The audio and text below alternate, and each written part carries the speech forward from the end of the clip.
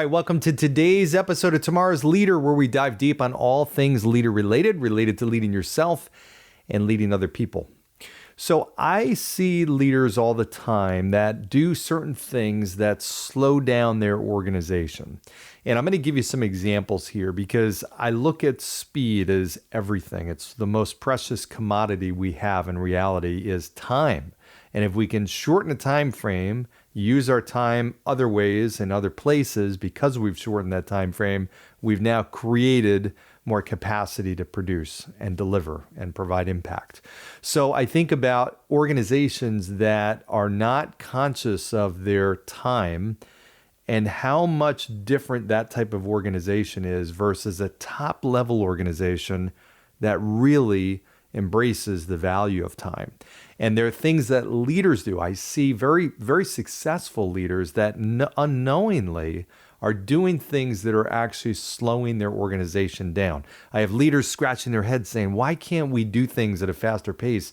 And in reality, I tell them, you are actually the problem. You're the source of where this ultimately is, there's bottlenecks and things are slowing down. And then they realize this is happening. So I'm going to give you some examples of what I've seen. Now, having run organizations for 20 plus years, I was guilty of many of these things too. There were times I didn't realize I was doing this, and I look back and say, wow, I could have done this differently. And I have learned tremendously over the years in working with leaders and teams and organizations. So here's the first thing that I think about. Who likes meetings? There are so many different meetings that take place in corporate America now and in businesses. And much of that time that's in meetings is wasted time. So I think about how much time our society wastes sitting in meetings that we don't need to be in. Either there are people that are in those meetings that don't need to be there, or we have meetings that are longer than they need to be, or meetings that are totally useless. The people that actually like meetings tend to be unproductive people.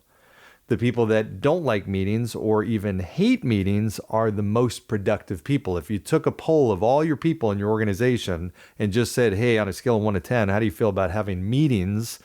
Unless it's a meeting that's generating revenue, most people your top producers are going to say they do not like those meetings. They don't like them. So think really hard as a leader about what is the purpose of having this meeting, of getting this group together. What's the desired outcome? What are we in this meeting to actually talk about? I know leaders that run routinely different meetings that'll happen every single week or once a month, or in some cases, I know some that do it every single day. You've really got to challenge yourself to ask if that time is valuable and it's productive and it's driving a certain outcome. So number one on that list is long meetings that are longer than they need to be. Now, here's an interesting thought. If you can shave 15 minutes off of a meeting, if you can save in your schedule and those people that you're leading 15 minutes a day, and just think about just doing the math.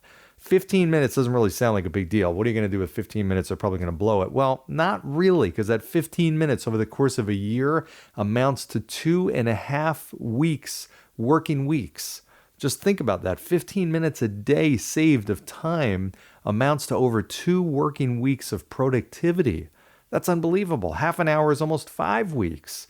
That is unbelievable. So really think about, does that hour-long meeting that you're scheduling for an hour, does it really need to be an hour? Well, what if you're done in 40 minutes? Can you get that done instead of 40 minutes, 20 minutes, 25 minutes? So think about the time frame of those meetings. Secondly, some meetings I see that are just totally useless. There's no point to it. It's just because, hey, we meet every Monday. We got to meet every Monday. Okay, well, do you really challenge yourself to say, is that really essential? What are we getting done and what's the purpose of this? That's number 2, useless meetings. Third, I've seen is too many people in meetings. I've seen meetings that have 20 people when you don't need 5 people in that.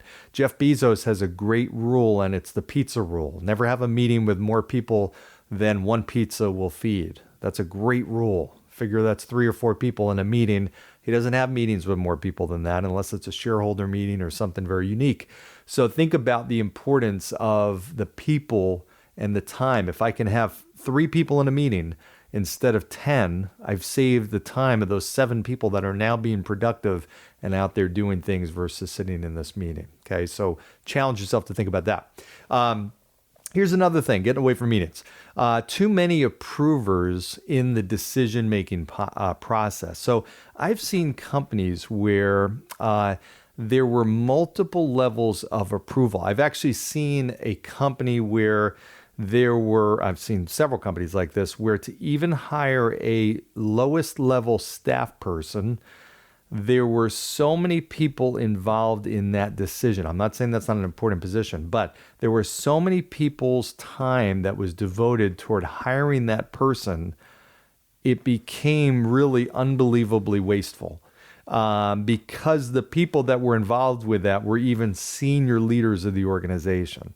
I got to say, if you have not built your organization in a way where you can trust the fact that that department head or that person that's in the director's role or leader's role for hiring that position, that you can't trust them to make that decision, well, you got the wrong person in there. So if you've got to go up 3 levels of chain of command to approve a base level position, that's a problem. I've seen organizations where to get a new marketing initiative or even a small thing done takes multiple layers of approval, and all that's going to do is drag out your process and waste time, endless hours, if not days and days and days of time. And time is money, as we know. Here's another one, number 5. No one to back up. So in other words, there's an organization, I'm thinking of one right now, where I was in contact with trying to get something done, and I was the customer. So they were making money from my decision to work with them.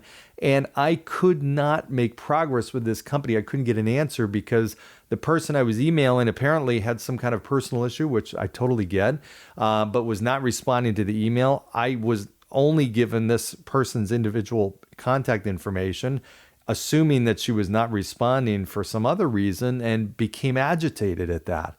And ultimately lost interest in dealing with the company. Well, she then followed up with me and said, I'm sorry, I've had all these personal stuff. I felt horrible, but I get it. But at the same point, it's that leader's job to make sure that if that person is out, somebody else is handling that, right? There's not just one go-to and everything rests on this one person. And if they're out, business stops. In this case, business came to a halt. We couldn't do anything because this one person was out. That's the leader's job to make sure that there's multiple people that can at least back up and your whole process and business doesn't stop if that one person is out. Here's another problem. Issue number 6. Not allowing decisions to be made. So this goes back to the multiple approvers of decisions and hiring decisions and whatnot. But when you have people in a certain role, you have to give them empowerment to make decisions. Otherwise, you don't have people that are leaders. You have people that are just merely order takers. When you have leaders in those positions, you have to empower them to make decisions, which also means as the leader of the organization, I've got to be okay with them making decisions that are wrong and us failing at times. And that's all part of success, is that's going to happen. But that's the only way I'm going to develop people that truly have ownership, is if I give them decision-making ability. If I, as the CEO of the company, am involved in every single decision, then I can only build a small organization. I can't scale it. It's impossible. Jeff Bezos is not involved in every decision in that organization. Number 7 is redundancies. I see many things in companies where, and this happens sometimes from a customer standpoint. Have you ever gone on a website and you fill that information and then you're connected with somebody and then you have to give them that information that you just gave on the website? Or you make a call to a company and you give them all your information and then they pass you off to another department and you got to give them all the information again. Very frustrating. Redundancies in process, redundancies in gathering information, redundancies in serving clients ultimately slows down process, slows down that organization. The last one is the leader being too involved in everything. And this ties in a little bit to what I was saying, but I see leaders that are those control freaks that want to know everything that's going on in the company, everything with every person. They want to be involved in every single raise decision, every bonus decision, hiring decision, firing decision, performance management, new decisions around product changes, service changes, marketing, IT, compliance. They want to be involved in every single aspect of everything. And it's just impossible. It goes back to my prior point where you're only going to build an organization that's so big and really small because you're going to be limited by your own capacity. So as a great leader, you have to be willing to step back and empower those people and have your direct reports that are ultimately going to be the ones that are going to be hands-on and getting in deep. So in any event, quick, just few things that I see leaders do that are slowing down organizations. Hopefully one of these may have just hit a nerve with you and causes a change, which is great. I'd love to hear from you directly on some of the other things, because I'm sure there's many, many more things on this list that you may see in your organization or as a leader. I'd love to learn about it. We'll make it part 2 of a future podcast episode. So again, hope you got some value out of this. Keep liking, keep sharing, keep commenting, subscribing, all that kind of good stuff. And I look forward to seeing you next time. Thanks, everybody.